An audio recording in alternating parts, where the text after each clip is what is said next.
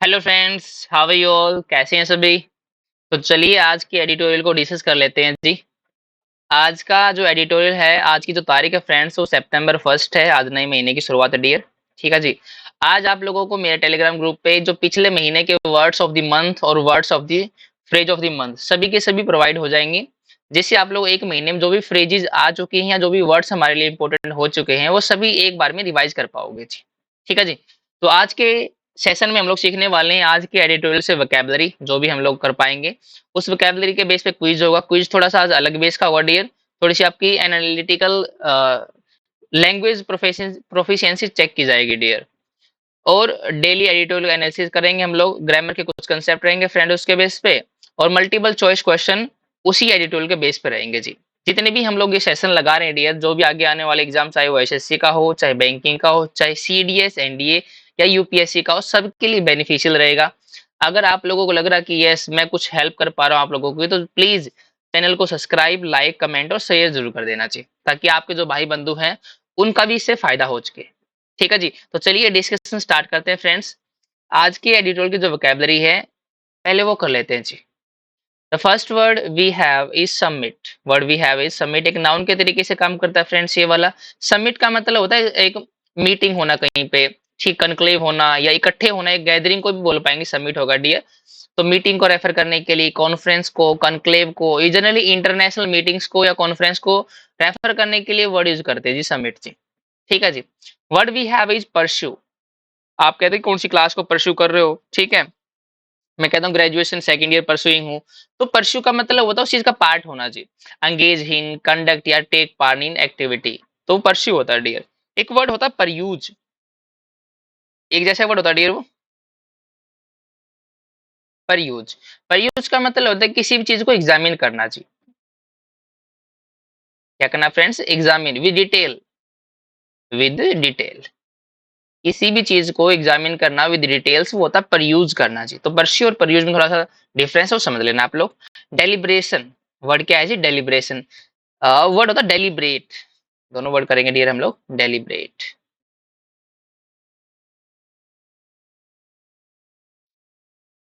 Deliberate का मतलब होता है डियर, एक तो होता है जानबूझकर, ऑन पर्पज। एक डेलिब्रेट का मतलब होता है टू पोंडर या टू अंडरस्टैंड या टू थिंक, सोचना इस चीज के बारे में जी। ठीक है जी, टू थिंक।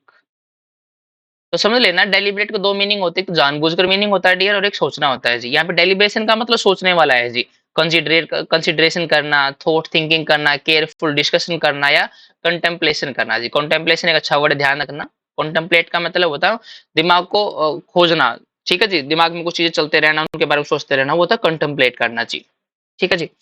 प्रेसिडेंसी। प्रेसिडेंसी एक नाउन के तरीके से काम करता है डियर। क्योंकि जिस वर्ड के पीछे सी वाई आ जाए ना, समझ लेना, सी वाई आ जाए या टी वाई आ जाए या आई टी वाई आ जाए जी, ये जनरली नाउन की फॉर्मेशन होते हैं जी। ठीक है जी। प्रेसिडेंसी, प्रेसिडेंसी का मतलब होता है लीडर, चेयरमैन। ठीक है जी। प्रीमियरशिप, लीडरशिप, चेयरमैन या स्टीवर्डशिप, ये हमारे प्रेसिडेंसी के सिनोनिम हो जाएंगे डियर। ब्लॉक, ब्लॉक का मतलब ग्रुप को होता है डियर, एक नाउन के तरीके से काम करता है ये। अलायंस को ब्लॉक बोल पाएंगे, ग्रुप हो गया, एसोसिएशन, यूनियन, कोलिशन, पार्टनरशिप, ये सारे ब्लॉक के सिनोनिम हो जाएंगे। Word we have is communique. Word क्या है जी? कम्युनिक। एक तो कम्युनिकेशन सुना होगा आप लोगों ने, बहुत जनरल मतलब सिंपल सा वर्ड है कम्युनिकेशन। लेकिन कम्युनिक जो वर्ड होता है ना, वो ऑफिशियल कम्युनिकेशन को रेफर करने के लिए यूज करते हैं हम लोग। तो मीनिंग क्या रहेगा dear? Official communication, official announcement, message या स्टेटमेंट को रेफर करने के लिए, रिपोर्ट्स वगैरह होती है। प्रेस रिलीज या बुलेटिन को भी कम्युनिक बोल पाते हैं। मिसिव, मिसिव का मतलब ध्यान रखना, एक रिपोर्ट होता है डियर। मिसिव कई बार एग्जाम में आ चुका है मिसिव। मासिव का मतलब हो जाए बहुत बड़ा, ह्यूज की सेंस में, लेकिन मिसिव का मतलब क्या होगा जी? एक रिपोर्ट, एडवाइजरी जारी करना चाहिए। ठीक है जी। तो आंसर बनेगा कम्युनिक। अच्छा वर्ड है डियर, स्टार मार्क कर लेना इसको। Scuttle, word we have is scuttle. जो स्कटल वर्ड है डियर, इसके दो तीन मीनिंग होते हैं। एक तो स्कटल का मीनिंग ये होता है किसी प्लान को फेल, मतलब जानबूझ के कर देना चाहिए। ठीक है जी। एक मीनिंग होता है तेज तेज भागना या जल्दबाजी करना। ठीक है। एक वर्ड होता है स्करी, SURRY, स्करी। एक वर्ड सुना होगा आप लोग, स्कैम्पर भी सुना होगा जी, स्कैम करके भाग गया। स्कैम्पर, स्करी, ये दोनों स्कटल के सिनोनिम होते हैं, जो बिल्कुल तेज भागने की सेंस में, हरी की सेंस में दिखाता है जी। ठीक है, दोनों वर्ड ध्यान रखना। दोनों वर्ड, दोनों मीनिंग इंपॉर्टेंट है जी। एक तो किसी भी चीज को इंटेंशनली, देखो वर्ड क्या लिख रहा है, इंटेंशनली फेल कर देना जी, और एक होता है तेज तेज हरी में भागना जी। रेफरेंस, रेफरेंस का तो किसी को मेंशन करना, कमेंट करना, उसके ऊपर रिमार्क करना जी। Flailing, word we have is failing नहीं है, फ्लेलिंग है डियर ये। फ्लेलिंग एक एडजेक्टिव के तरीके से काम करता है। फ्लेलिंग का मतलब होता है किसी चीज से जूझना, स्ट्रगल करना जिस चीज से जी, ठीक है जी। तो फ्लाउंडरिंग का मतलब हो जाएगा स्ट्रगलिंग, हो जाएगा स्टम्बलिंग, हो जाएगा ब्लंडरिंग, हो जाएगा। फ्लाउंडरिंग आप लोगों ने देखा होगा कई बार, जैसे जो पक्षी वगैरह होते हैं ना, उनके अगर पंखों में कुछ लग गया तो उड़ने की कोशिश करते रहते हैं, तो जो कोशिश करते हैं उस चीज में जो नाकाम हो पाते हैं, वो सिचुएशन को रेफर करने के लिए भी हम यूज कर पाते हैं फ्लॉन्टिंग जी, ठीक है जी। तो फ्लेलिंग का मतलब होता है उस चीज से जूझना, स्ट्रगल करना फ्रेंड्स। रीअफर्म, रीअफर्म का मतलब होता है किसी चीज को क्लियरली कह देना जी, ठीक है। रीअफर्म का मतलब रीअसर्ट करना, रीइटरेट करना, कंफर्म क्लियरली और ऑफिशियली, उस चीज को कंफर्म कर लेना क्लियरली और ऑफिशियली। रीस्टेट स्ट्रांगली, मतलब दोबारा बिल्कुल मजबूती के साथ उस चीज को कहना या मान लेना, वो होता है रीअफर्म करना friends. Cross border, cross border का मतलब होता है एक दूसरी बॉर्डर के बीच में, across a border between two state और कंट्रीज जी। क्रॉस बॉर्डर जो हमारे व्यापार होते हैं friend. Prosperity, word we have is prosperity, noun के तरीके से काम करता है डियर ये। प्रोस्पेरिटी का मतलब होता है समृद्धि, success, good fortune, the good life, well being, comfort, good health, welfare जी। Word we have is concrete, concrete का मतलब होता है ठोस, ठोस वो नहीं जो सॉलिड वाला ठोस, ठोस का मतलब मजबूत वाला जी, रियल सेंस वाला जी, ठीक है जी। रियल कह पाओगे आप लोग इसको, एक्चुअल कह पाओगे, सॉलिड, सब्सटेंशियल, डेफिनेट और टेंजिबल। टेंजिबल अच्छा सिनोनिम, ध्यान रखना इस बारे में, ठीक है जी। टेंजिबल या कंक्रीट एक ही बात है डियर। नेक्स्ट देखते हैं। Next word we have is bridge, bridge का मतलब एक तो होता है हमारा जो पुल होता है डियर, लेकिन ये वर्ब है, ब्रिज का मतलब यहाँ पे ज्वाइन करना, लिंक करना, किसी से कनेक्ट करना, यूनाइट करना उसको जी, ठीक है जी। रेगुलेटरी, रेगुलेटरी का मतलब होता है रेगुलेट करने वाले, जो चीज को चलाने वाले बंदे होते हैं वो रेगुलेटरी बॉडीज होती है डियर, ठीक है जी। Relating to control supervision of an activity by set of rules और लॉ, जो किसी भी चीज को, किसी भी एक्टिविटी को सुपरवाइज करते हैं, कंट्रोल करते हैं बाय सेट ऑफ रूल्स और लॉ के अकॉर्डिंग, वो रेगुलेटरी होती है जी, ठीक है जी। What we have is divergence, divergence का मतलब होता है वेरिएंस वगैरह, मतलब जहाँ पे चीजें सेम सेम ना चले, डेविएशन हो, कि कोई चीज कहीं पे, कोई चीज कहीं मिसमैच हो जी, उसको बोलते हैं डाइवर्जेंस जी, ठीक है जी। डिफरेंसेस को, डिसिमिलैरिटीज को, वेरिएंस को, डिस्क्रिपेंसीज को, इनकम्पैटिबिलिटी को, मिसमैच को और डेविएशन को, इन सभी को रेफर करने के लिए वर्ड यूज करते हैं डाइवर्जेंसी। अच्छा वर्ड है, ध्यान रखना, इसके सुनोनिम भी बहुत अच्छे गिवन है यहाँ पे। Compendium, what we have as compendium, compendium का मतलब होता है कलेक्शन होना किसी चीज का, जैसे बुक का कंपेंडियम होता है, ठीक है जी। Group, collection, series, complete series को रेफर करने के लिए कंपेंडियम वर्ड यूज करते हैं जी। रिकॉग्निशन, वर्ड क्या है जी, रिकॉग्निशन, रिकॉग्निशन का मतलब होता है कि उस चीज की पहचान होना जी, उस चीज की पहचान होना, उस चीज को रेफर करने के लिए यूज करते हैं रिकॉग्निशन जी, ठीक है जी। तो इसके लिए मीनिंग हो जाएंगे अंडरस्टैंडिंग, डिस्क्रीमेंट, रियलाइजेशन, इंटरप्रिटेशन, ये सारे मीनिंग हो जाएंगे रिकॉग्निशन के जी। अच्छा वर्ड है डियर। पार्ले, पार्ले का मतलब हम लोगों ने कल किया भी था, डिस्कशन को रेफर करने के लिए बात करते हैं, डायलॉग हो गया किसी के बीच में, दो कमेटीज के बीच में आपस में बातचीत होगी, उस चीज को रेफर करने के लिए भी पार्ले वर्ड यूज करते हैं जी। Discussion, discourse, debate, dialogue, deliberation, talks, negotiation, इन सब को रेफर करने के लिए parley word. Word we have है जेनरिक, अच्छा वर्ड है, एडजेक्टिव के तरीके से काम करता है। जेनरिक का मतलब जो जनरल लोगों के लिए हो, जो आम लोगों के लिए, जो कॉमन हो जी, उस चीज को रेफर करने के लिए यूज करते हैं जेनरिक। जेनरिक ड्रग्स वगैरह सुनेंगे आप लोगों ने जी, ठीक है जी। General, common, collective, all inclusive, all encompassing, comprehensive, मतलब जो सबको वो अपने अंदर घेरे में ले पाए जी, उसको जेनरिक बोलते हैं जी, ठीक है जी। मैप, एक तो मैप का मतलब होता है जो मानचित्र होता है डियर, ठीक है। एक मैप वर्ब के तरीके से भी काम करता है, जिसका मतलब किसी को रिप्रेजेंट करना, दिखाना, कुछ ना कुछ डिपिक्ट करना चाहिए, वो मैप का काम होता है फ्रेंड्स। पैक्ट, पैक्ट का मतलब एग्रीमेंट होता है, बहुत बार हो चुका आप लोगों ने, लखनऊ पैक्ट सुना होगा आप लोगों ने, सूरत पैक्ट सुना होगा आप लोगों ने जी, एग्रीमेंट, ट्रीटी, प्रोटोकॉल को। क्वाइन, क्वाइन एक तो हमारा सिक्का होता है डियर, ठीक है, एक क्वाइन हमारी वर्ब भी होती है, जैसे आप लोगों को सुना होगा कि उन्होंने एक नई टर्म को क्वाइन किया, क्वाइन का मतलब क्रिएट करना जी, बनाना, ठीक है, फॉर्मुलेट करना, create, device, conceive, think up और फॉर्मुलेट, वो मीनिंग हो जाएगा डियर कॉइन का जी। टेंजिबल, टेंजिबल मैंने अभी बताया था, कॉन्क्रीट को ठोस, रियल के सेंस में यूज करते हैं। टेंजिबल एक एडजेक्टिव के तरीके से काम करता है फ्रेंड्स ये। Real, actual, solid, concrete, substantial, well defined, ये सारे किसके सिनोनिम हो जाएंगे फ्रेंड, टेंजिबल के जी।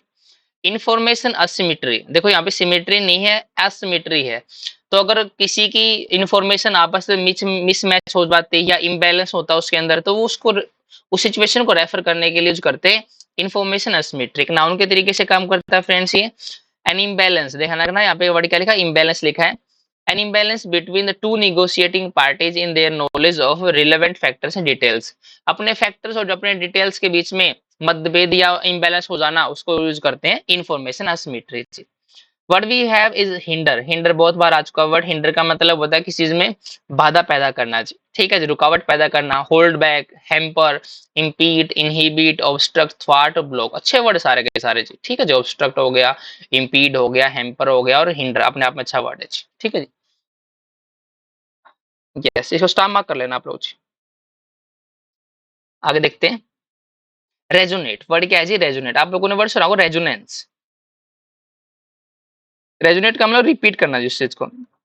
रिपीट का मतलब जैसे अगर मान लो इको है, जैसे आप लोग कहीं पे बोलते हो और आपकी आवाज आपको दोबारा सुनाई देती है, इट मींस रेजोनेंस ज्यादा वहां पे, ठीक है जी। रेजोनेट मतलब होगा रिसाउंड करना, इको करना, री इको करना, रिपीट, रेवर्बरेट या वाइब्रेट करना, वो होता है रेजोनेट होना जी, ठीक है। प्ली, प्ली आप लोगों को सुना होगा, याचिका होती है जी, क्लेम करना, सेशन करना, फॉर्मल स्टेटमेंट देना, एक्सप्लेनेशन देना या जस्टिफिकेशन देना, वो प्ली होता है जी, ठीक है जी। नेक्स्ट वर्ड है स्ट्राइव। स्ट्राइव का मतलब होता है उस चीज को पाने के लिए स्ट्रगल करना जी, भरपूर कोशिश करना, वो होता है स्ट्राइव करना। ट्राई करना, ट्राई हार्ड करना, एस्पायर करना उस चीज को पाने के लिए। सी मतलब ट्राई करना उसके लिए। सीक और ट्राई दोनों एक दूसरे के सिनोनिम है जी, ध्यान रखना। सीक का मतलब ट्राई करना होता है जी, ठीक है जी। स्ट्रगल करना, मेक एवरी एफर्ट। तो स्ट्राइव का मीनिंग होता है कि हर एफर्ट लगा देना जी। अकाउंट फॉर, अकाउंट फॉर का मतलब होता है कि रिस्पॉन्सिबल होना उस चीज के लिए और एक उस चीज से बने हुए होना जी, ठीक है जी। कंस्टिट्यूट होना, कंप्राइज करना, फॉर्म, कंपोज, मेकअप और रिप्रेजेंट करना जी। बाकी अकाउंट फॉर का मतलब होता है उस चीज के लिए उत्तरदायी होना जी। एम्पावर, एम्पावर का मतलब होता है किसी को अलाउ कर देना, किसी को पावर दे देना जी। ऑथोराइज करना, किसी को अथॉरिटी दे देना, अलाउ कर देना। एंटाइटल करना, टाइटल दे देना उसको। परमिट करना, अप्रूव कर देना उसको या एंडोर्स करना जी, अच्छा वर्ड एम्पावर करना।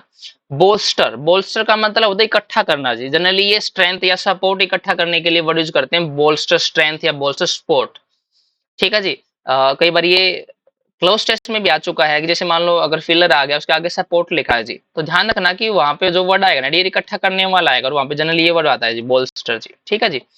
बोल्स्टर का मतलब अपनी हिम्मत जुटाना जी। स्ट्रेंथन, सपोर्ट, मेक स्ट्रॉन्गर, री इनफोर्स और बटरेस करना जी इसको जी, ठीक है। बटरेस अच्छा वर्ड है। बटरेस का मतलब उसको बटर खिला के अच्छा मतलब स्ट्रेंथ कर दे दीजिए उसको जी, ठीक है जी। फोर वन एक फ्रेज के तरीके से काम करता है। इसका मतलब किसी चीज का एक एग्जांपल देने के लिए, to use give an example of something जी, ठीक है, अच्छा वर्ड है। नज, नज का मतलब होता है किसी को पुश देना या एनकरेजमेंट देना जी। पुश या एनकरेजमेंट वो तो नज हो गया। ग्रीन फील्ड, मैंने कल आपको एक वर्ड करवा था ग्रीन। ग्रीन का मतलब होता है जो कुछ नया हो बंदा, जिसको इन एक्सपीरियंस हो बंदा जी, ठीक है, पहली बार ही किसी काम को काम कर रहा है जी। ग्रीन अब फील्ड के लिए अगर डियर एडजेक्टिव के तरीके से काम करने लग गया ग्रीन फील्ड। ग्रीन फील्ड का मतलब एक नई फैसिलिटी, एक नई opportunity relating to the new production facility that has never been used for any development, whereas brownfield means existing facility ji.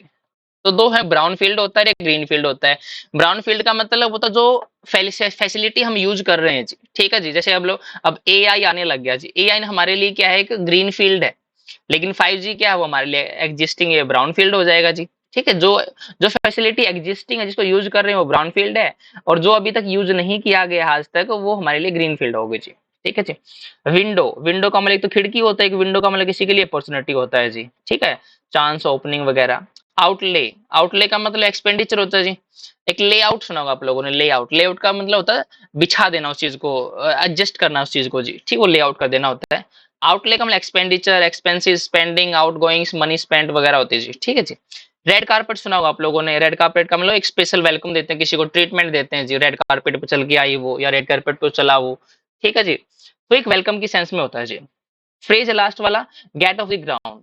Of का मतलब सेपरेशन होता है डियर, और ग्राउंड से उठ जाने की सेंस में यूज करते हैं जी। गेट ऑफ द ग्राउंड का मतलब बिगेन करना, स्टार्ट करना, इनिशिएट कर देना, लॉन्च करना कुछ चीज को। गेट अंडरवे, गेट गोइंग मतलब हिम्मत ना हारना और कोई चीज नई स्टार्ट कर देना, वो होता है गेट ऑफ द ग्राउंड, ठीक है जी। तो हम लोगों ने आज की एडिटोरियल की वोकैबुलरी सीख ली, बहुत अच्छी वोकैब थी आज वाले एडिटोरियल में। आई होप कि आपको नए नए वर्ड सीखने को मिलेंगे फ्रेंड्स। तो चलिए आज के एडिटोरियल के वोकैबुलरी के बेस पे क्विज करते हैं। 9 या 10 से क्वेश्चन रहेंगे जी, ठीक है जी। आप लोगों को 5 सेकंड मिलेंगे डियर, क्वेश्चन को पढ़ना है और उसका सिनोनिम बताना है फ्रेंड्स, ठीक है जी। और ये जो आज क्वेश्चन रहेंगे वो क्वेश्चन स्टेटमेंट बेस्ड रहेंगे, मतलब आपको वन वर्ड सब्स्टिट्यूशन की तरह गिवन होंगे क्वेश्चन जी, ठीक है जी। तो चलिए फर्स्ट क्वेश्चन आपके सामने डियर।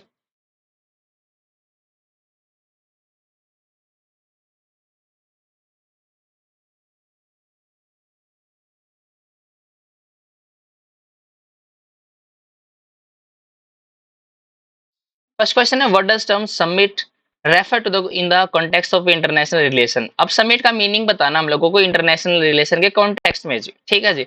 माउंटेन पीक को तो रेफर नहीं करते। अब माउंटेन पीक होता है डियर इसका मीनिंग, लेकिन इंटरनेशनल रिलेशन में इसका मीनिंग गलत हो जाएगा डियर, क्योंकि समिट का मतलब एक होता है पीक भी होता है डियर ये हमारा, ठीक है जी।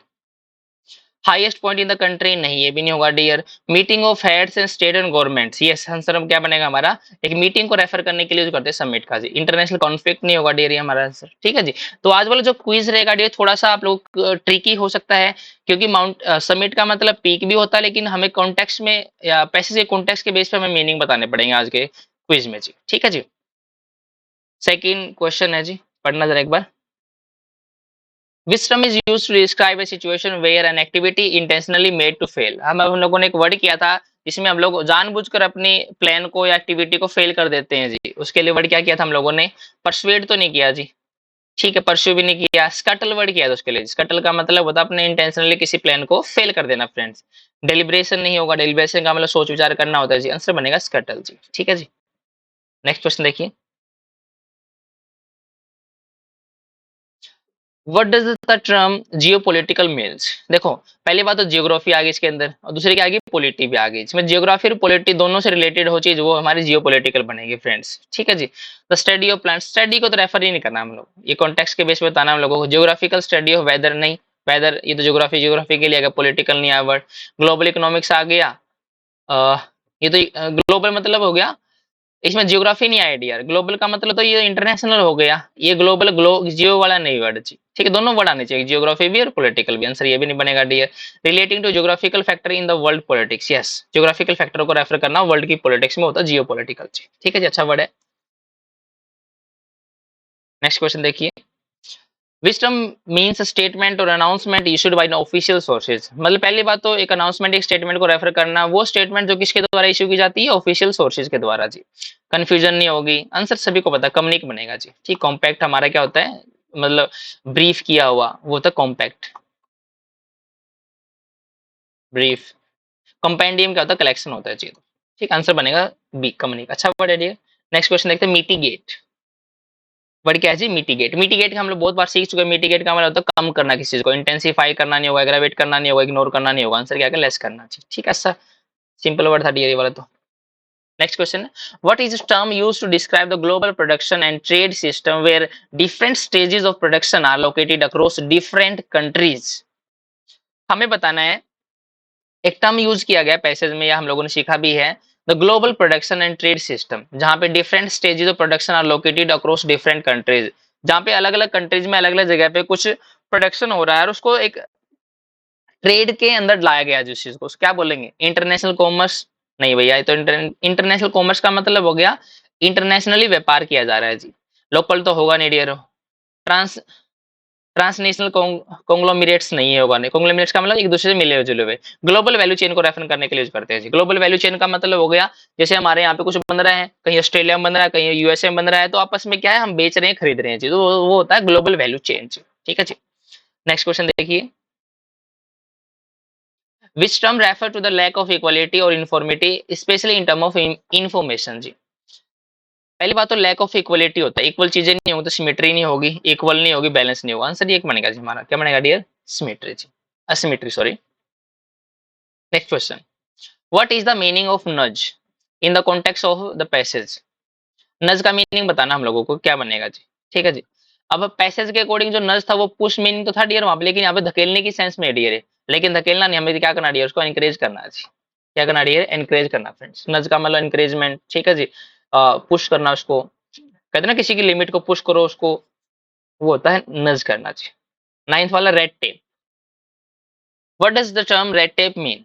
एडहेसिव तो होता नहीं डियर, कॉम्प्लेक्स टेक्निकल प्रॉब्लम भी नहीं होता। हाँ हाँ हाँ हाँ, देखते हैं एक बार। टाइप ऑफ वार्निंग, वार्निंग तो होता नहीं डियर, रिबन भी नहीं होता। ऑप्शन क्या बचा भैया, एक्चुअल आंसर तो है ही नहीं। एडहेसिव तो देखो होता नहीं है। कॉम्प्लेक्स टेक्निकल प्रोसीजर, प्रोसीजर को रेफर करने के लिए वर्ड यूज तो कर सकते हैं, लेकिन ये कॉम्प्लेक्स टेक्निकल वर्ड थोड़ा समझ में नहीं आ रहा है यहाँ पे। टाइप ऑफ वार्निंग टेप नहीं होता, रिबन नहीं होता भी, आंसर एक बी को ही मार्क करना पड़ेगा हम लोगों को, जिस तरीके से क्वेश्चन गिवन है, कॉम्प्लेक्स टेक्निकल प्रोसीजर, ठीक है, लाल पिथासाई को बोलते हैं। Last question of the class, quiz का जो हम लोग को करना है। What is the term for process of using digital technology to change the business model? मतलब कौन सी टर्म यूज करेंगे अगर हमें डिजिटल टेक्नोलॉजी को यूज करना है बिजनेस के मॉडल में? मॉडर्नाइजेशन वर्ड यूज नहीं करेंगे, डिजिटल ट्रांसफॉर्मेशन हो सकता है, टेक्नोलॉजी का रिवोल्यूशन नहीं करेंगे, ट्रेडिशनलाइजेशन नहीं होगा, हम क्या करेंगे? डिजिटल ट्रांसफॉर्मेशन जी। ठीक है, डिजिटल को वहां पे यूज करना है बिजनेस मॉडल में जी। अच्छा वर्ड था डियर, बी वाला जी। तो आज हम लोगों ने क्विज अलग तरीके से किया, आप लोगों को डेली ऐसे ही अलग अलग तरीके क्विज मिलेंगे वोकैबुलरी के, कभी सिनोनिम, कभी एंटोनिम, कभी कुछ रीजनिंग बेस मिल जाएंगे, कुछ बैंकिंग बेस मिल जाएंगे, कभी किसी तरीके से जी, कभी वन वर्ड सब्स्टिट्यूशन, लेकिन रहेंगे उन्हीं वर्ड से जो आप लोगों ने उसी क्लास में सीखे हैं जी, ताकि आप लोग उस चीज को क्या कर पाओ, यूज कर पाओ कि हाँ हम लोगों को कुछ वर्ड याद है या नहीं है जी। ठीक है जी। तो चलिए अब आज के एडिटोरियल को कंप्लीट एनालिसिस कर लेते हैं कि आज का जो एडिटोरियल है वो किस ऊपर बेस है और हमें क्या करना है जिसके अंदर जी, क्या सीखना है जी। ठीक है जी। जैसे कि मैंने बताया कि आप लोग जितने भी ये रेड मार्क किए हुए वर्ड्स है, इनसे हम लोग ग्रामर के कंसेप्ट सीखने हैं, छोटी छोटी चीजें हैं जो हम लोगों को रिवाइज होती रहेंगी जी हमारे जी। ठीक है जी। जो आज का जो एडिटोरियल सीखने वाले हैं, हम लोग करने वाले हैं, वो ऑल फॉर स्मॉल।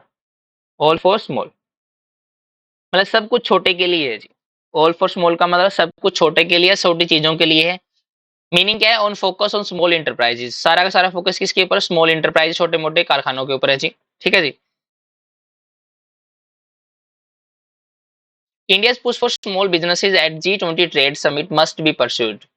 ये कह रहे जो इंडिया का जो पुश है, पुश का मतलब यहाँ पे धकेलना नहीं है, मैंने बताया था आप लोगों को, पुश का मतलब यहाँ पे इंकरेज करना, जो इंडिया का इंकरेजमेंट है स्मॉल बिजनेसेस के लिए G20 ट्रेड समिट में मस्ट बी परस्यूड। परस्यूड का मतलब हो गया उसको मान लेना चाहिए, उस चीज को फॉलो करना चाहिए जी हम लोगों को जी। ठीक है जी।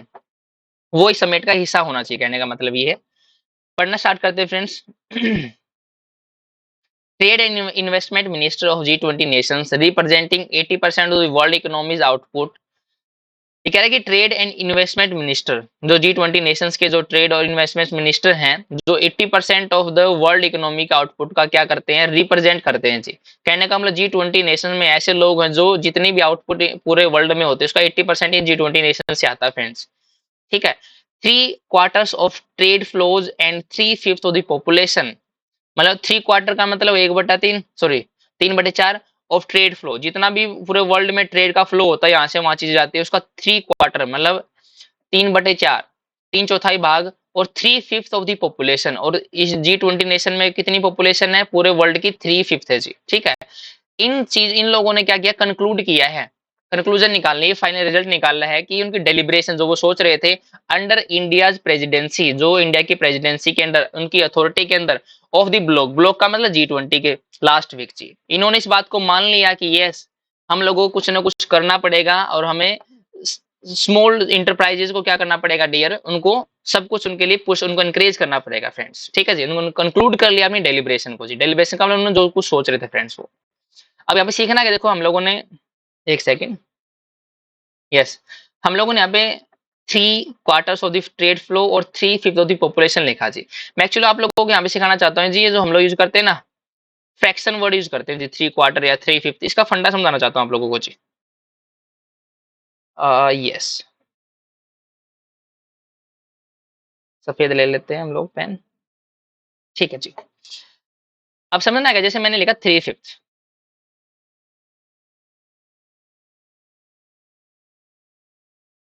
पहले तो हमें ये देखना कि ये जो एक्सप्रेशन लिखा है ये सही है गलत है जी। 3/5 का सभी को पता है कि 3/5 होता है जी। ठीक है। और 3/5 का मतलब होता है 3 गुना में 1/5, ये होता है जी। इसका मतलब ये वो जो 1/5 होता है ना डियर, इसको बोलते हैं 1/5। अभी जो 1/5 है, कितने 1/5 है? 3/5 है। अब जो 3 है वर्ड अपने बाद जो नाउन लेगा किस फॉर्म में लेगा डियर? प्लूरल फॉर्म में लेगा। जैसे मैंने लिखा 3, 3 के बाद बॉयज लिखोगे या 3 के बाद बॉय लिखोगे जी? ऑब्वियस सी बात है बॉयज लिखना पड़ेगा फ्रेंड्स हम लोगों को, क्योंकि ये न्यूमरल प्लूरल है तो अपने बाद नाउन प्लूरल लेगा। इसी तरीके से 3 जो वर्ड लिखा डियर, उसके बाद जो 1/5 आएगा ना, वो जो 1/5 है वो 3 है। 3 का मतलब जो फिफ्थ है दोस्तों वर्ड, वो प्लूरल फॉर्म में लिखना पड़ेगा, इसलिए 3/5 लिखना पड़ेगा जी। लेकिन अगर यहाँ पे होता हमारा 1, तो 1 के बाद जो वर्ड यूज करना पड़ता है वो फिफ्थ यूज करते हैं या फिफ्थ वर्ड यूज करते हैं जी। ऑब्वियस सी बात है सर, 1 जो अपने बाद नाउन सिंगुलर लेगा तो हमें क्या यूज करना पड़ेगा डियर? फिफ्थ।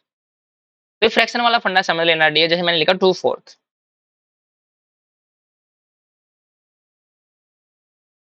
और ये लिखा 2/4।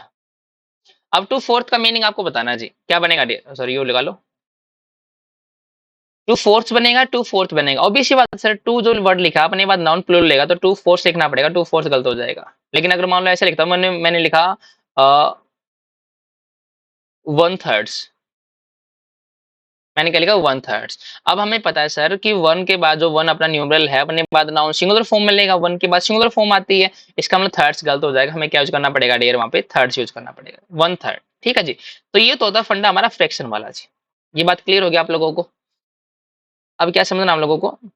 और एकदम से ब्लैक आ गया भैया। यस, ये तो होगा फ्रैक्शन वाला फंडा। अब जैसे मैंने एक सेंटेंस लिखा, one fifth of the milk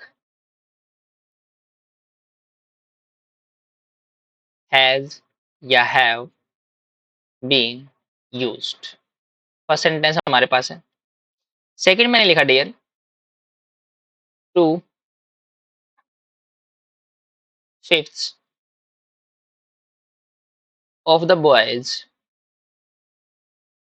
has या हैव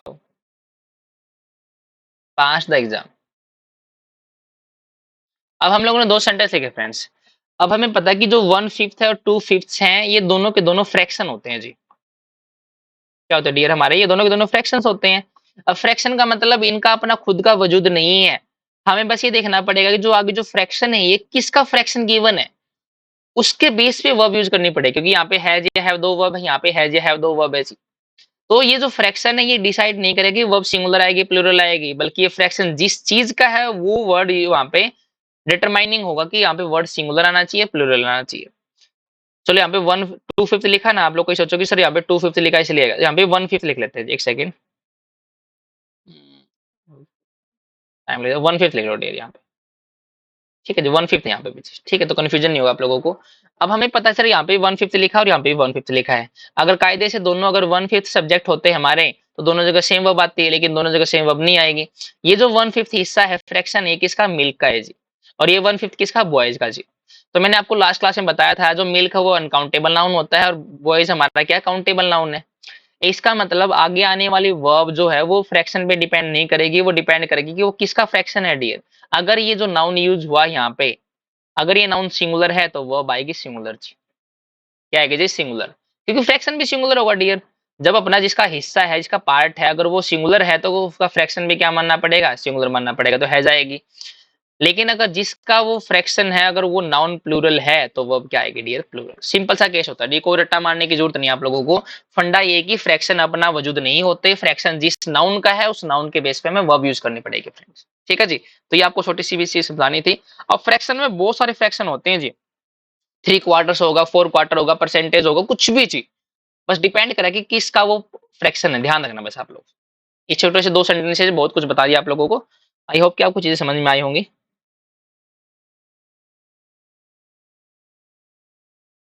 यस, आगे बढ़ना स्टार्ट करते हैं। A comprehensive communique was scuttled as China and Russia blocked a reference to geopolitical issues arising from the conflict in Ukraine। ये कह रहे हैं comprehensive, comprehensive का मतलब important, एक important बातचीत ऑफिशियल बातचीत चल रही थी वो स्कटल, स्कटल का मतलब उसको हैम्पर कर दिया, बीच में रोक दिया। क्यों रोक दिया गया कि चाइना एंड रशिया ने ब्लॉक कर दिया एक रेफरेंस को। रेफरेंस का मतलब हो गया इनको कुछ चीजें वहां पे मेंशन की जा रही थी, उनको इन दोनों बंदे ने क्या कर दिया, ब्लॉक कर दिया। क्या करने के लिए, क्या किस एवज में ब्लॉक कर दिया, to geopolitical issues arising from the conflict in Ukraine. मतलब कुछ ऐसी बातें की जा रही थी इसके अंदर इंक्लूजन किसका हो गया डियर, कॉन्फ्लिक्ट इन यूक्रेन का हो गया, तो इन दोनों बंदों ने क्या कर ली भैया, ब्लॉक कर दिया कि यार इस मुद्दे बात मत करो, कुछ और बात करें जी। ठीक है जी, तो वो कम्प्रीहेंसिव कम्युनिक था जी, उसको हैम्पर कर दिया, उसको फेल कर दिया वहां पे जी। ठीक है जी, as has been the case since last year G20 Bali summit. और ये जो केस है ये अब की बार का केस नहीं है डियर, ये पिछली G20 की जो बाली में समिट हुई थी साउथ अफ्रीका में, उस चीज का क्या ये हिस्सा उसका भी था जी। ठीक है जी, अब यहाँ पे क्या समझना, सिंस लास्ट ईयर लिख रखा है यहाँ पे जी। पहली बात तो समझना यहाँ पे जो सिंस वर्ड होता है ना डियर, सिंस इंग्लिश में एक तो कंजंक्शन होता है, इसका मतलब तो बिकॉज, क्या होता है बिकॉज। लेकिन सिंस का यूज हम लोग टाइम को रेफर करने के लिए यूज करते हैं, बस ये बात समझनी है आप लोगों को। देखो जब बिकॉज इसका मीनिंग होगा तो फंडे अलग होंगे, तो सीखेंगे हम अलग तरीके से, लेकिन जब इसको टाइम के तरीके से यूज करते हैं तो ध्यान रखना सिंस के बाद जो टाइम आता है हमेशा पास्ट का टाइम आता है जी। इसका टाइम आएगा पास्ट का। जब सीन्स लग जाएगा पास्ट टाइम के साथ तो वो जो सीन्स प्लस पास्ट टाइम बनेगा डियर, वो बनेगा पास्ट प्लस प्रेजेंट। मैं एग्जांपल के द्वारा आपको समझाता हूँ आप लोगों को। जैसे मैंने लिखा सिंस 1947, सिंस 1947 जी, ठीक है जी।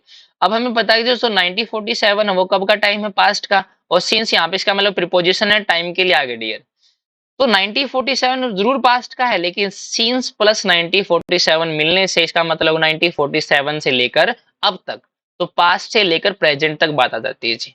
तो यहाँ पे एक बात समझनी कि जब भी सिंस प्लस पास्ट का टाइम होगा तो जो टेंस यूज होंगे वहां पे या तो यूज होगा प्रेजेंट परफेक्ट या यूज होगा परफेक्ट पर कंटिन्यूअस जी। मतलब इन दोनों में टेंस यूज करना पड़ेगा जी हम लोगों को, या तो प्रेजेंट परफेक्ट यूज करना पड़ेगा या प्रेजेंट परफेक्ट कंटिन्यूअस यूज करना पड़ेगा। ठीक है, ये बात समझनी थी आप लोगों को जो यहाँ पे यूज हुई। यहाँ पे जो has been present perfect use हुआ डियर यहाँ पे। ठीक है जी, आगे देखते हैं।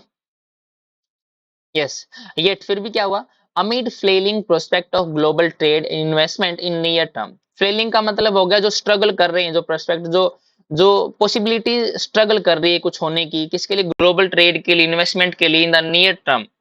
इस चीज के दौरान जब ये चीजें मतलब हमारे सामने हैं, हमारे सामने अपॉर्चुनिटी है, जब चीजें डिस्कस की जा रही हैं तो उसके दौरान क्या हुआ, the G20 nations did agree to take joint action to reaffirm the world's faith in cross-border commerce and investment flow as a route to prosperity and growth for all। इन्हें क्या कि जब ये चीजें चल रही हैं उसी के दौरान G20 ने एग्री कर लिया है, पक्के तरीके से एग्री कर लिया। मैं समझाऊंगा इसको, एक बार होल्ड करना। पक्के तरीके से एग्री कर लिया क्या करने के लिए, कि ज्वाइंट एक्शन लेंगे, क्या करने के लिए, रीअफर्म करने के लिए, उस चीज को और क्लियर करने के लिए, किसको, वर्ल्ड के फेथ को, किसमें, क्रॉस बॉर्डर कॉमर्स में, कि यस आप लोग कॉमर्स मतलब व्यापार कर सकते हो एक दूसरे बंदे के साथ, एक दूसरे देश के साथ, एंड इन्वेस्टमेंट कर सकते हो। ठीक है, इन्वेस्टमेंट की फ्लो करते दूसरे देशों में, वो क्या है, एक रूट है, एक रास्ता है किसका, प्रोस्पेरिटी का एंड ग्रोथ का, सभी बंदों के लिए जी। मतलब कहने का मतलब है कि कुछ ऐसे एक्शन लिए जाएंगे जिसका लोगों का फेथ आए किसमें, क्रॉस बॉर्डर कॉमर्स में और इन्वेस्टमेंट फ्लो में जी। ठीक है जी, यहाँ पे बोले डिड एग्री। जैसे डिड आ गया, हमें लोगों आज तक सुना है कि डू की कोई भी फॉर्म हो, चाहे डू हो, चाहे डज हो, चाहे डिड हो, उसके बाद हमेशा वर्ब की कौन सी फॉर्म आती है डियर, फर्स्ट फॉर्म आती है जी। ठीक है, लेकिन हम लोगों ने सीखा कि डिड जो यूज होता था वो नेगेटिव सेंटेंसेस में आता था जी, नेगेटिव सेंटेंसेस में ही आता था डिड। डू हो गया, डज, सारे के सारे जो हेल्पिंग वर्ब्स हैं वो सारे नेगेटिव सेंटेंसेस में आते थे जी। I do not, he does not या ही डिड नॉट जी। लेकिन इनको हम सिंपल सेंटेंसेस में भी या पॉजिटिव सेंटेंसेस में भी यूज कर लेते हैं उस चीज को स्ट्रेस करने के लिए जी। बस ये बात ध्यान रखना जी। जैसे मैंने लिखा you do subscribe, you should do, मतलब यू डू सब्सक्राइब जी। डू सब्सक्राइब का मतलब होगा डियर कि पक्का सब्सक्राइब करो डियर, इसको स्ट्रेस करके कह रहा हूँ डियर मैं। लेकिन अगर मैं कहने का मतलब सब्सक्राइब भी बोल सकता हूँ, सब्सक्राइब कीजिए, लेकिन वहां पे स्ट्रेस कम होगा as compare to do subscribe में जी। मैंने लिखा डू सब्सक्राइब, ये स्ट्रेस के साथ हो गया। अकेला वर्ड मैंने लिखा सब्सक्राइब, ये डिड की वर्ब सिंपल की सब्सक्राइब कीजिए, मैंने लिखा डिड सब्सक्राइब। अब डिड यहाँ पास्ट का हो गया, इसका मतलब मैंने पक्का सब्सक्राइब किया जी। ठीक है जी, तो यहाँ पे ये फॉर्मेशन ध्यान रखना, do does did plus verb की फर्स्ट फॉर्म का मतलब होता है स्ट्रेस करने के लिए, और ये सिंपल सेंटेंसेस में यूज करते हैं जी। ठीक है जी, ये बात ध्यान रखना आप लोग जी। तो उन्होंने क्या पक्का एग्री कर लिया जी, मतलब पक्का एग्री कर लिया तो उस चीज के बारे में जी। आगे पढ़ते हैं। The government counted 5 concrete and action oriented deliverables from the meet. The government ने है 5 कंक्रीट का मतलब ठोस, real, action oriented deliverables, deliverables का मतलब होता है जो हमारी प्रोस्पेरिटी, जो हमारे जो मतलब आगे बढ़ने के एवज में जो भी चीजें यूज की जाती है उनको बोलते हैं डिलीवरेबल्स ही। ठीक है जी, जो हमारी अपॉर्चुनिटी या जो हमारे आगे ग्रोथ में जो हमें फायदा देने वाली चीजें होती है उनको बोलते हैं डिलीवरेबल्स। इनका मतलब होगा इन्होंने 5 कंक्रीट और एक्शन ओरिएंटेड प्रोडक्शन कुछ डिलीवरेबल्स निकाली हैं, किससे, उस मीट से। इंक्लूड जिसके अंदर क्या क्या है, इन्होंने एक डायलॉग किया, एक बातचीत की है ग्लोबल स्टैंडर्ड्स के बेस पे, जिसको जो क्या करेगी, ब्रिज करेगी, लिंक करेगी, जोड़ेगी किसको, regulatory divergence across countries. Regulatory divergence का मतलब होगा कि हर एक बंदे की डिटेल्स अलग अलग है, हर एक बंदे के आइडियाज अलग अलग है, उनको क्या करेगी, लिंक करेगी। एंड अ कंपेंडियम, कंपेंडियम का कलेक्शन करेगी, कलेक्ट करेगी on best practices for mutual recognition of qualification for professional service such as medicine, law and nursing. और क्या करेगी, इकट्ठा करेगी, कलेक्शन करेगी किसका, बेस्ट प्रैक्टिसेस का, जो म्यूचुअल रिकॉग्निशन के लिए काम आएंगे। ऐसा नहीं कि जो इंडिया के पास है तो ऑस्ट्रेलिया यूज नहीं करेगा, नहीं, ऑस्ट्रेलिया को भी प्रोवाइड की जाएगी, म्यूचुअल रिकॉग्निशन होगा फ्रेंड्स वहां पे, किसके लिए, qualification for professional services such as medicine, law and nursing. इन विभागों में भाई जो भी बंदे, मान लो अगर कोई किसी के पास कोई स्किल है, इंडिया के पास है और दूसरे देशों के पास नहीं है, तो India is eager to provide, India क्या करेगा, उसको प्रोवाइड करेगा दूसरे लोगों को भी। ठीक है जी। फिर क्या करें, asserting that trade track outcomes were the most significant so far. ये कह रहा है कि असर्ट का मतलब जोर डालते हुए कि जो ट्रेड ट्रैक है, जो ट्रेड का रास्ता है, जो उसकी आउटकम आएंगी, वर दी मोस्ट सिग्निफिकेंट सो फार। जो भी अभी तक ट्रेड ट्रैक आउटकम्स आएंगे, जो रिजल्ट्स आएंगे, जो भी इन्होंने, जो भी मतलब मीटिंग में जो पैक्ट हुआ है, जो भी डिलीवरेबल्स सामने आए हैं, अगर वो चीजें होती हैं तो वो क्या होगा, मोस्ट सिग्निफिकेंट होंगी अब तक की जी। ठीक है, इन G20 पार्लेज में, G20 जो अब तक की जितनी मीटिंग्स हुई हैं उनमें, और जो अब मीटिंग में जो इन्होंने सोचा कि करने की, अगर वो चीजें हो पाती हैं, अगर वो चीजें हो जाती हैं जिस तरीके सोचा है, तो अब तक की सबसे सिग्निफिकेंट ये क्या होंगी, आउटकम्स होंगे जी। ठीक है जी। फिर क्या कह रहे हैं, कॉमर्स एंड इंडस्ट्री, एक बार रब कर लेते हैं इसको। Commerce and Industry Minister Piyush Goyal highlighted the other three deliverables। Commerce और इंडस्ट्री के जो मिनिस्टर पीयूष गोयल है, उन्होंने हाईलाइट किया है कि अदर डिलीवरेबल्स का मतलब आउटपुट लगा लो यहाँ पे जी। ठीक है, 3 आउटपुट को इन्होंने दिखाया है एज न्यू एलिमेंट, एक नए एलिमेंट, एक नए एवज के तरीके हैं, that hold importance for India, जो इंडिया के लिए बहुत इंपॉर्टेंट है जी। इन्होंने 3 क्या बताए हैं, डिलीवरेबल्स भी बताए हैं जी। ठीक है जी। A generic framework to map global value chain, essentially to identify the weakest link and mitigate any shocks like those seen during the pandemic। ये कह रहा है कि एक जेनरिक फ्रेमवर्क, जेनरिक का मतलब जनरल, जो सभी लोगों के लिए कॉमन फ्रेमवर्क लेके आने वाले हैं, क्या करने के लिए, मैप करने के लिए, मैप का मतलब दिखाने के लिए, किसको, ग्लोबल वैल्यू चेन को जी। ग्लोबल वैल्यू चेन जो आपस में व्यापार करने के लिए जो एक फ्रेमवर्क रेडी हो रहा है, वो सभी लोगों के लिए, वो कॉमन होगा फ्रेमवर्क को।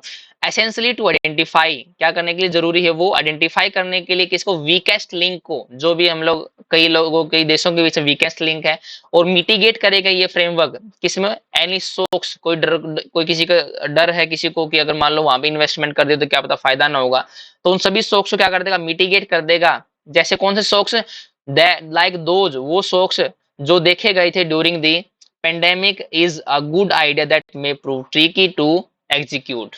कि वो जो पेंडेमिक के दौरान जो हम लोगों ने शॉक्स देखे थे, झटके देखे थे, जो दिक्कतें देखी थी, उनको क्या कर देगा, मिटिगेट कर देगा, और वीकेस्ट लिंक को क्या कर देगा, आइडेंटिफाई कर देगा। अगर ये फ्रेमवर्क क्या हो गया है, लागू हो जाता है, मतलब अप्लाई हो पाता है जी। ठीक है जी। ये सब चीजें क्या है, इज अ गुड आइडिया, ये अच्छा आइडिया, अगर इसको इम्प्लीमेंट करते हैं, that may prove tricky to execute. लेकिन वो क्या है, इतना आसान भी नहीं है इसको एग्जीक्यूट करना, ट्रिकी हमारा थोड़ा मुश्किल पड़ेगा जी। ठीक है जी।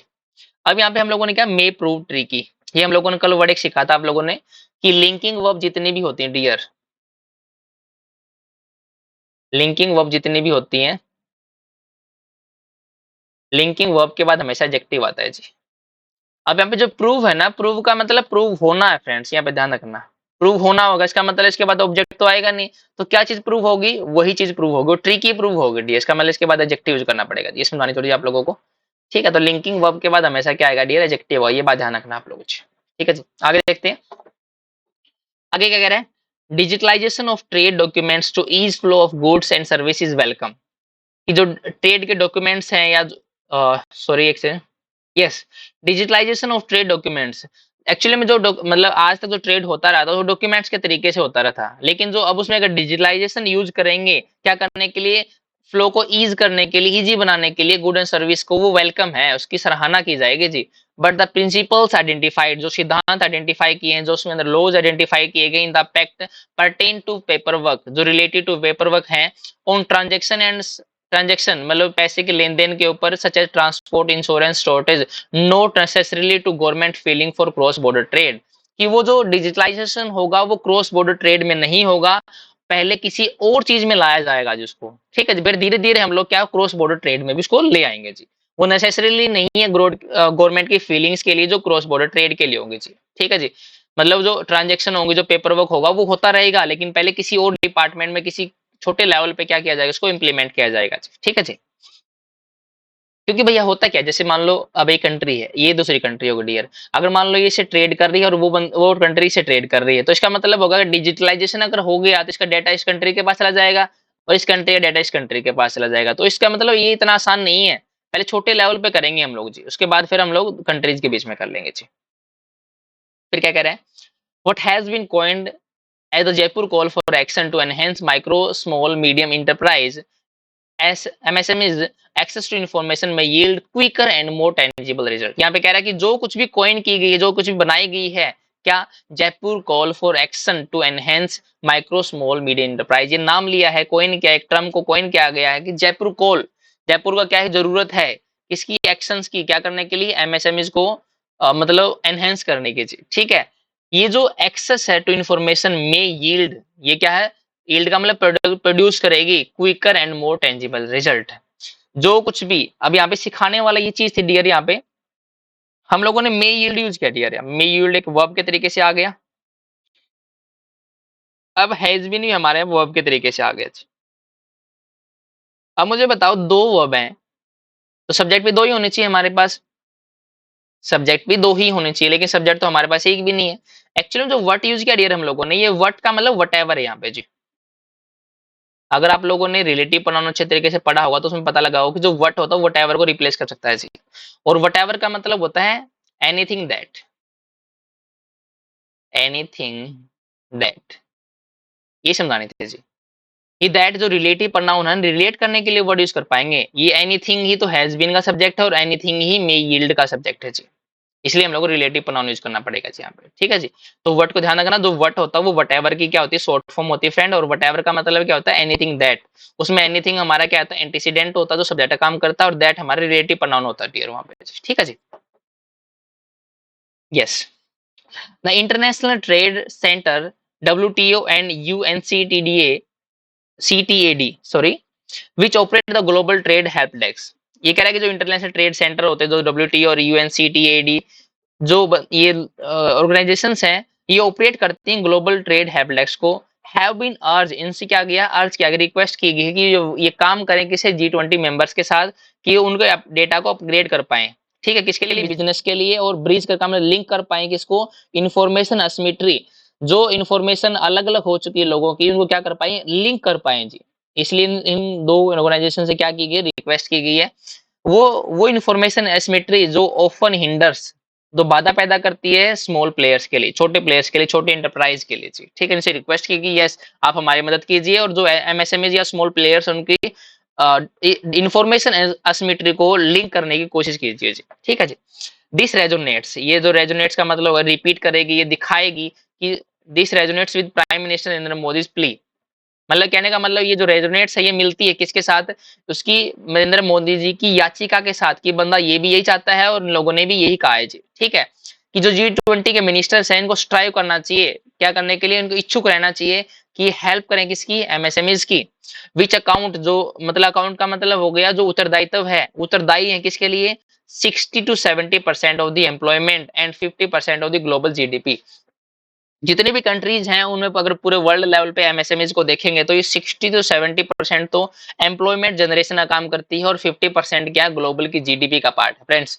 Integrate with global value change as empowering them translates to societal empowerment. ये कह रहा है कि अगर उनको इंटीग्रेट करना है किसके साथ, जोड़ना उनको किसके साथ, ग्लोबल वैल्यू चेन के साथ।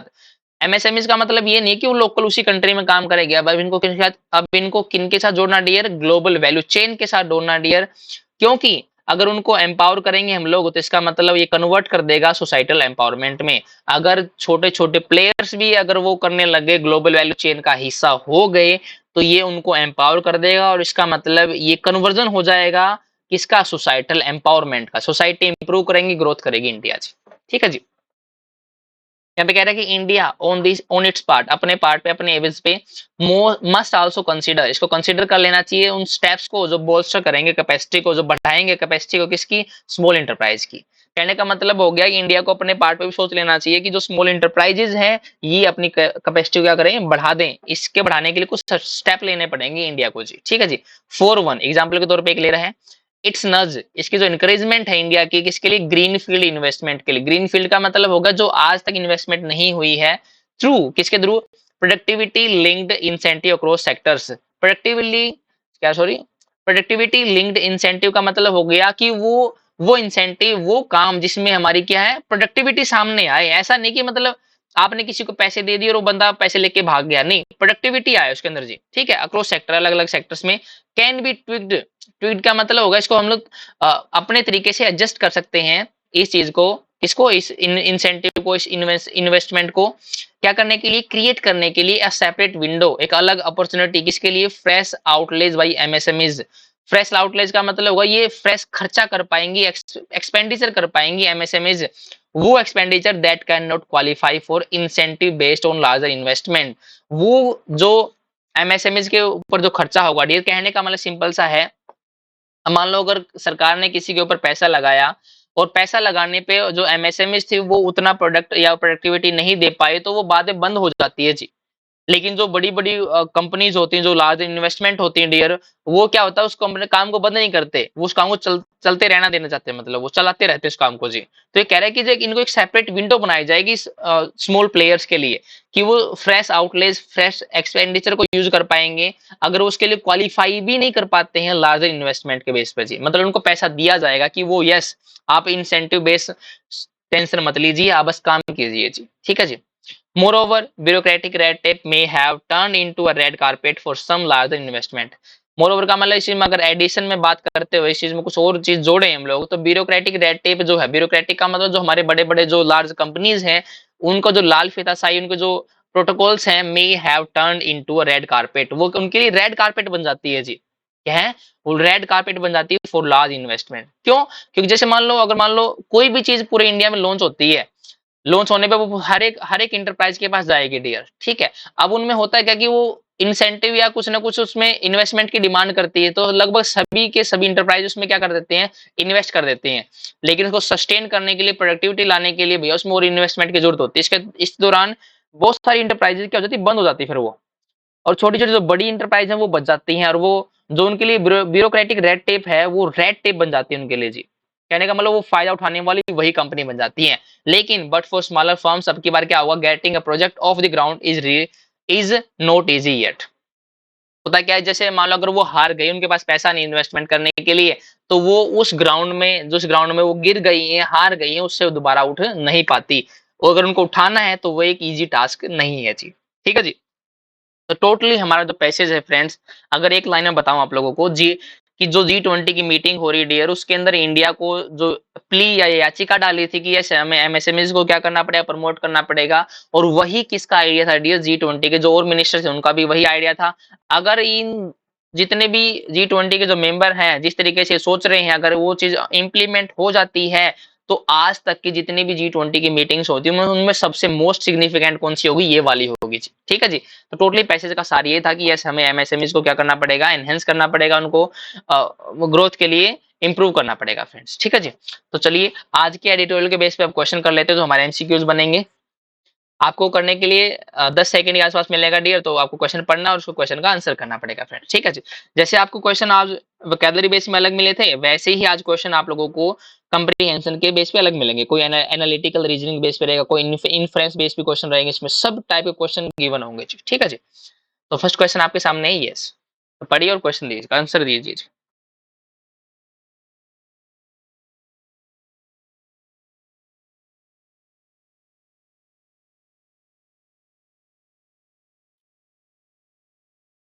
क्वेश्चन है what was the main reason, हमें रीजन के बारे में बात करनी है डियर, किसके पीछे, behind China and Russian blocking a comprehensive communique during G20 meeting under India's presidency. किन्होंने, रशिया और चाइना ने कॉम्प्रिहेंसिव कम्युनिक को क्यों ब्लॉक कर दिया था जब G20 की मीटिंग चल रही थी इंडिया की प्रेसिडेंसी के दौरान। तो उसके पीछे क्या रीजन थे वो हमें बताने हैं डियर यहाँ पे जी, ठीक है जी। फर्स्ट वाला क्या है, उसमें यूक्रेन का जिक्र हुआ था ना डियर, यूक्रेन वाला देख लो यार, डिसएग्रीमेंट ऑन इकोनॉमिक पॉलिसीज के बेस पे डिसएग्रीमेंट नहीं था उनके अंदर। Geopolitical issues arising from the complete in Ukraine, बिल्कुल डायरेक्ट क्वेश्चन गिवन है जी। ठीक आंसर क्या बनेगा डियर, सेकंड वाला। डिस्प्यूट नहीं था ट्रेड कोटाज के ऊपर, और डिफरेंसेस इन एनवायरमेंटल रेगुलेशन, इनके बेस पे डिफरेंसेस नहीं थे डियर, आंसर बनेगा बी वाला जी। नेक्स्ट वाला, what percentage of the world economy is output do the G20 nation collectively represent. Economies की आउटपुट के बारे में बात कर रहे हैं, कितनी आउटपुट थी वो हमें पता है 80% करता है जी। क्या करता है 80%, बहुत इजी क्वेश्चन था डियर ये वाला। ठीक है, vocab बेस्ड क्वेश्चन है। इन the context of the passage what does compendium means, compendium का मीनिंग बताना है। वैसे कंपेंडियम का मीनिंग होता है कलेक्शन डियर, जैसे हम लोग vocab सीखी थी उसमें कलेक्शन मीनिंग था डियर इसका। ठीक है जी, अब वो कॉन्टेक्स्ट के अकॉर्डिंग बताना आपको आंसर क्या बनेगा डियर इसका। लिस्ट ऑफ G20 मेंबर्स नहीं, कलेक्शन ऑफ बेस्ट प्रैक्टिस नहीं, समरी ऑफ जियोपॉलिटिकल इशू नहीं, बल्कि कंप्रीहेंसिव इकोनॉमिक रिपोर्ट के बारे में बात कर रहे हैं। कंपेंडियम का वाला एक रिपोर्ट के बारे में बात कर रहा है वहां पे। ठीक है जी, क्वेश्चन नंबर 4 है, हमें असिमेट्री का मीनिंग बता दो कि दो क्वेश्चन वोकैब बेस है जी। असिमेट्री का मीनिंग बताना है अकॉर्डिंग टू द पैसेज जी, जिस तरीके से पैसेज में यूज हुआ डियर। ठीक है जी, बैलेंस, बैलेंस तो मीनिंग होगा नहीं डियर असिमेट्री का। लैक ऑफ इंफॉर्मेशन पैरिटी, कि अलग अलग, जैसे क्या होता है कि ए बंदे के पास इंफॉर्मेशन अलग है और बी बंदे के पास इंफॉर्मेशन अलग, तो इन दोनों की जो सिचुएशन है वो असिमेट्री वाली है डियर। देखते हैं एक बार, सिमेट्रिकल, सिमेट्रिकल तो होगा नहीं डियर, जियोपॉलिटिकल कॉन्फ्लिक्ट नहीं, आंसर क्या बनेगा dear lack of information parity. Parity का मतलब तो इक्वलनेस, पैरिटी का मतलब क्या होता है इक्वलनेस। ठीक है जी, question number 5, question number 5, question number 5, जो क्वेश्चन डियर 5th और 6th आएंगे ये होंगे इन्फ्रेंस बेस्ड। इन्फ्रेंस का मतलब आपको पैसेज से कुछ डिड्यूस करके आंसर निकालना पड़ेगा जी। ठीक है जी,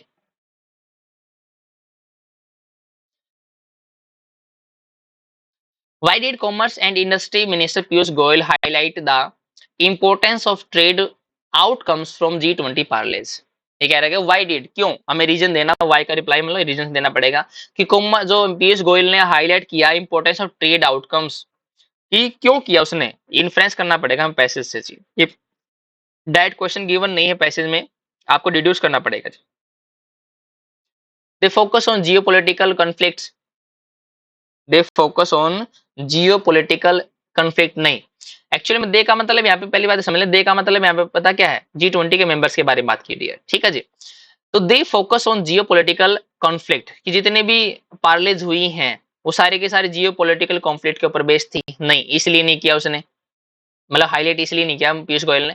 they align with India economic goals, yes ये इसलिए हो सकता है कि जिस तरीके से इंडिया सोचता है उसी तरीके से ये बंदे सोचने लगे, जितने मीटिंग सोचने लगी, बी को होल्ड करते हैं। दे टारगेटेड लार्जर कॉर्पोरेशन नहीं, दे प्रमोटेड ग्लोबल रेगुलेशन नहीं, आंसर क्या बनेगा डियर बी वाला जी। ठीक है जी, क्योंकि जितनी भी मैंने बताया था कि जैसे कि जो रेफरेंसेस हुई है, जो जो जो चीजें उन्होंने डिसीजन लिए हैं वो रेजोनेट करते हैं मोदी के याचिका के साथ जी। ठीक है, तो रेजोनेट का मतलब हो गया कि वो अलाइन करते हैं इंडिया की इकोनॉमिक गोल्स के साथ जी। ठीक है जी, 6th वाला क्वेश्चन है, बताना आप लोगों को, what is the likely reason behind the request to upgrade the data portal for businesses by International Trade Center WTO and UNCTAD। पहली बात तो हमें लाइकली रीजन बताना कि क्या रीजन हो सकता है, किसके पीछे जो रिक्वेस्ट की गई थी, किससे, इन बंदों से, क्या करने के लिए, अपग्रेड करना डाटा पोर्टल फॉर बिजनेसेस के लिए जी, वो उसके पीछे मतलब क्या रीजन हो सकता है जी, वो हमें बताना है डियर यहाँ पे। पहले वाला कि में लार्जर कॉर्पोरेशन को प्रमोट करना नहीं भैया, हमें तो क्या एमएसएमईज को क्या करना है, बढ़ाना, एनहेंस करना है। Improve the global economy performance, global economy को परफॉर्मेंस इंप्रूव नहीं करनी friends. To bridge information gap from small business, yes ये हो सकता है कि जो एसिमेट्री बनी हुई इन्फॉर्मेशन की, ये अगर मदद कर दे हमारी तो क्या होगी, वो ब्रिज हो जाएगी, कनेक्ट हो जाएगी उनको इन्फॉर्मेशन को जो गैप है जी। आंसर बन सकता है सी हमारा जी। एड्रेस जियोपॉलिटिकल चैलेंजेस नहीं, जियोपॉलिटिकल चैलेंज को एड्रेस करने के लिए रिक्वेस्ट नहीं की गई थी। ठीक है, अच्छा क्वेश्चन था डियर ये वाला। 7th और 8th दो क्वेश्चन डियर ये क्रिटिकल थिंकिंग के ऊपर बेस रहेंगे, ध्यान रखना। ठीक है, आपको सोचना पड़ेगा थोड़ा सा, क्वेश्चन पढ़ना थोड़ा सा, इसके लिए 2-3 सेकंड एक्स्ट्रा मिलेंगे आप लोगों को जी।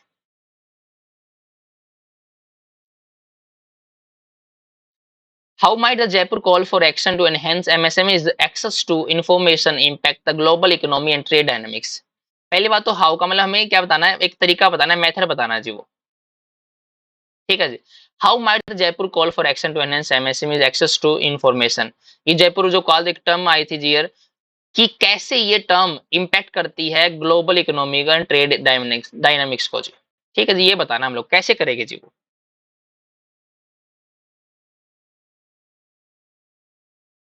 पहले वाला है option, it could lead to increased competition among large corporation. कहने का मतलब ये कोज करेगी कि कंपटीशन सभी कॉर्पोरेशन में बढ़ जाए। कंपटीशन को बढ़ाने की नहीं, नहीं भैया, उनको तो आपस में मिलाने की सेंस कर रहे हैं हम लोग जी।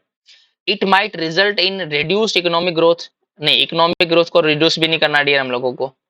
मतलब जयपुर कॉल ये इस चीज को, ट्रेड डायनेमिक्स को और ग्लोबल इकोनॉमी को कैसे इंपैक्ट करेगी वो हमें बताना है डियर।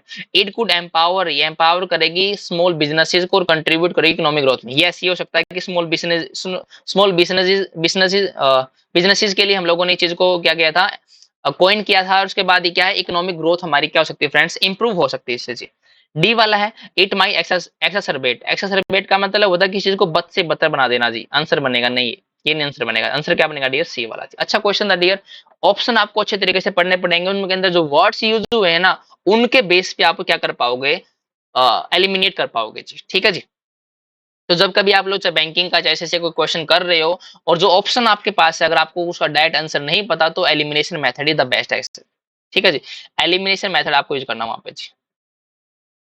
एलिमिनेशन से आपको आंसर मिल जाएगा फ्रेंड्स वहां पे जी। ठीक है जी। Last question of the class पढ़िए जरा एक बार।